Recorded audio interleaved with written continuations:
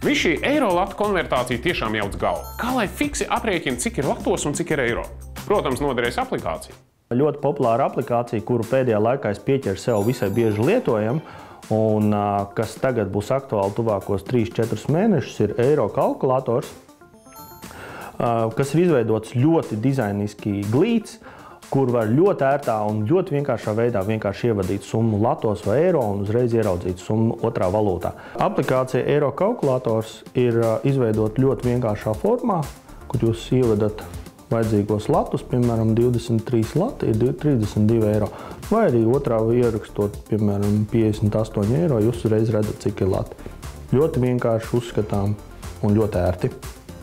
Pie tam jūs varat apakšā redzēt iepriekšējo konvertāciju, ja gadījumā jūs veicat vairākas konvertācijas.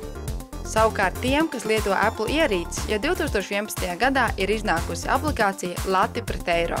Te, ievadot jebkuru summu, automātiski iegūstam tās vērtību gan latos, gan eiro, jo aplikācija to vienlaicīgi konvertē abās valūtās. Tas ir ātrāk nekā kalkulators katrā ziņā. Ja? Parocīgi, ērti, vienmēr pieejams. Thank you.